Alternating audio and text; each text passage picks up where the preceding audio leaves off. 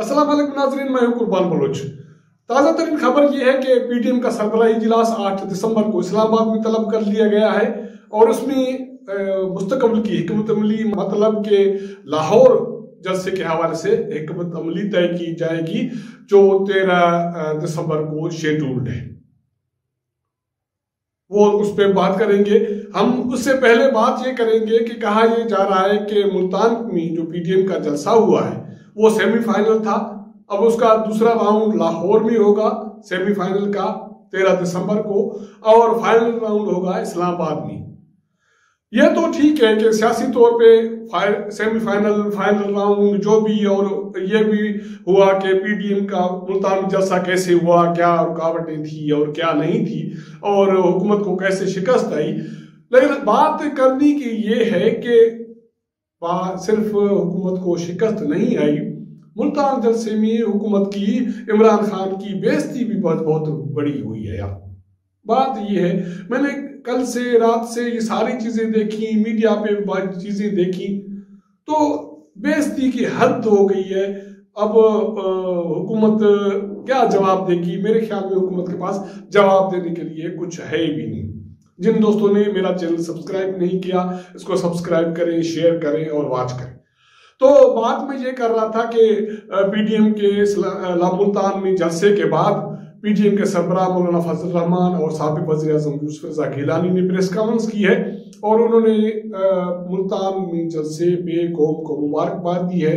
और उसके साथ साथ मौलाना फजल रहमान ने ये मैसेज दिया है कि जो मुस्तकबिल की हिकमत अमली है उसके हवाले से 8 दिसंबर को पीटीएम का सरबराही इजलास होगा इस्लामाबाद में, और उसमें लाहौर इजलास जो मीटिंग है या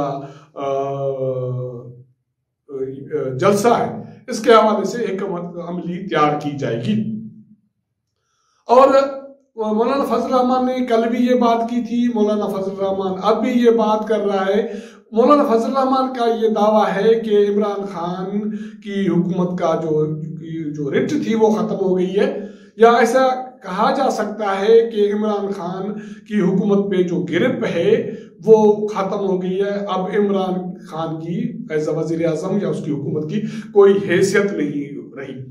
ये बात इससे साबित मौलाना पे की बात पे हम एतबार करें न करें, लेकिन अगर मुल्तान के हवाले से जो हुकूमत पंजाब की हिकमत अमली थी और उसके बाद उसकी जो शिकस्त थी, अगर उसको देखा जाए तो ये बात समझने में कुछ हद तक आ रही है कि इमरान खान की हुकूमत की शायद, या इमरान खान की अपनी सूबाई हुकूमतों पे गिरफ्त या रिट खत्म होती जा रही है।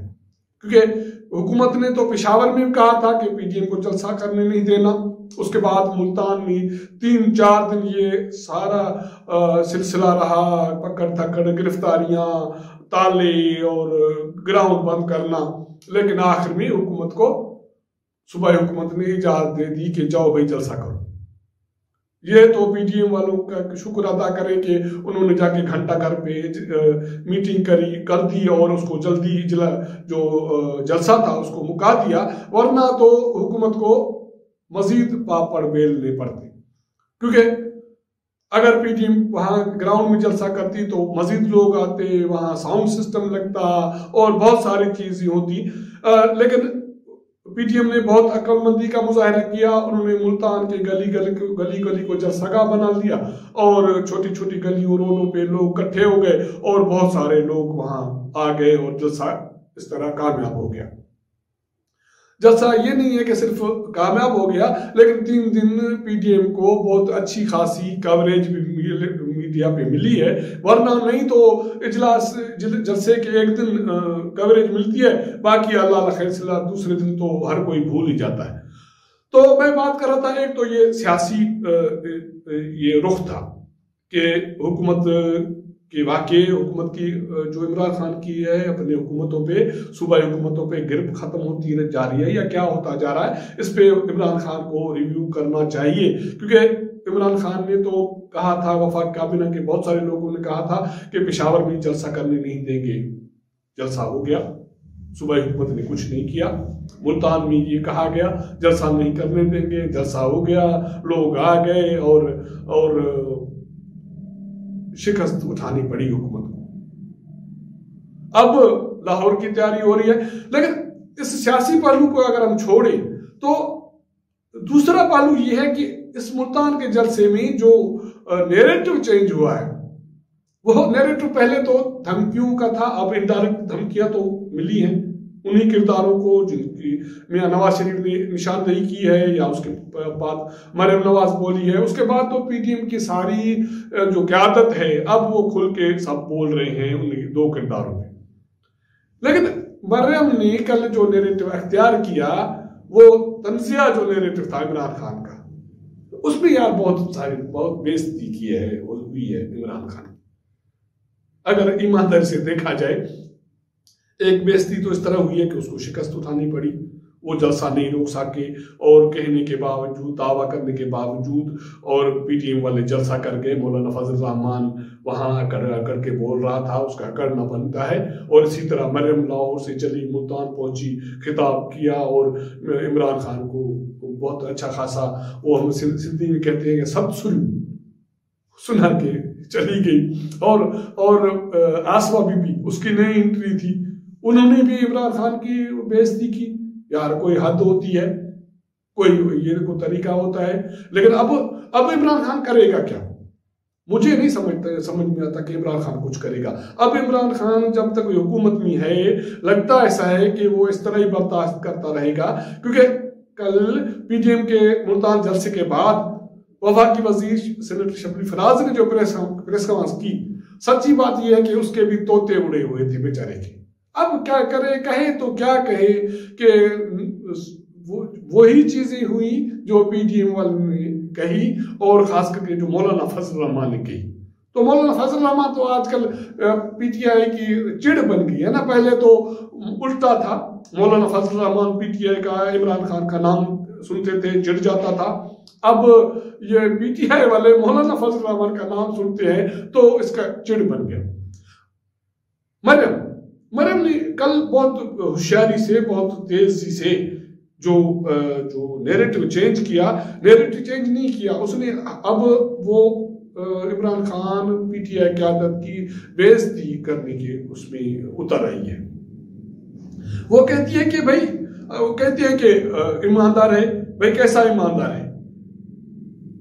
उन्होंने बनी गाला महल बनाया, कहां से बनाया कुछ पता नहीं है, ईमानदार है। उसकी मरियम ने, और मुझे तो अच्छा नहीं लगा, लेकिन मरियम ने फिर भी आज कल उसका भी जिक्र किया, इमरान खान की बहन का जिक्र किया कि उसने सिलाई मशीनें चलाई, उससे अरबों रुपए कमाए।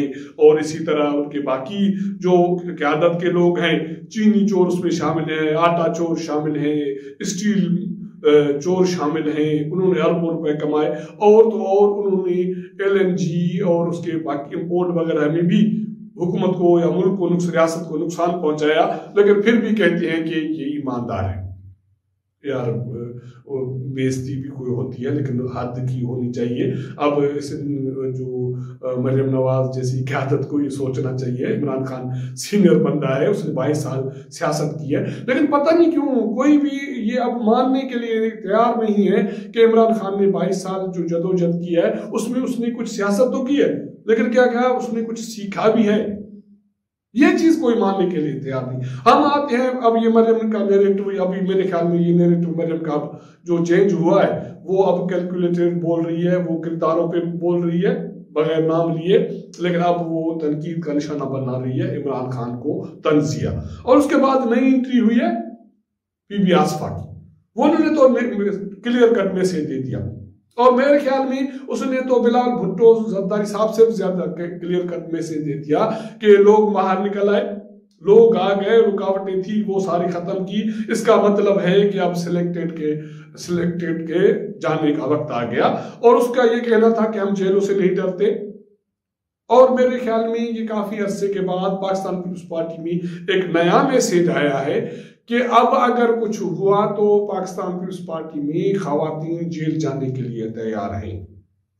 ये एक नई जदोजहद का नया रुख होगा और ये मरियम बीबी का नया नैरेटिव है पाकिस्तान पीपुल्स पार्टी के हवाले से। हालांकि मरियम बीबी के हवाले से जो मुल्तान पीटीएम के जलसे को खिताब किया बहुत सारे लोगों की ये राय है कि उसमें से बीबी शहीद बेनजीर भुट्टो की झलक सामने आ रही थी। उसके साथ साथ जो दूसरी बात जो चल रही है वो मुझे उसकी समझ में नहीं आ रही बात कि ये बात मार्केट में सोशल मीडिया पे या सियासी मैदान में क्यों आई है कि बीबी आसमा के बाद अब ये बातें हो रही है कि क्या वो बिलावल भुट्टो के साथ एज अ को चेयरमैन काम करेगी, चेयरमैन पीपल्स पार्टी के चेयरपर्सन के तौर पे काम करेगी। भाई क्यों करेगी? बिलावल भुट्टो साहब अच्छी खासी पॉलिटिक्स कर रहे हैं। तो ये बात मुझे अभी तक बात समझ में नहीं आई। मैं इसकी समझने की कोशिश करूंगा, जैसे समझ में बात आई तो मैं इस पे अलग से प्रोग्राम करूंगा। ये जो नया नैरेटिव है, नया तनाजुर है चीजों का, इस हवाले से मैंने जरूर समझा कि प्रोग्राम करूं। अगर आपको ये प्रोग्राम मेरा पसंद आए तो इसको सब्सक्राइब करें, अपना फीडबैक दें और अपने दोस्तों के साथ भी शेयर करें। आपके साथ मुलाकात होगी अगले प्रोग्राम में, तब तक इजाजत दीजिएगा। अल्लाह हाफिज।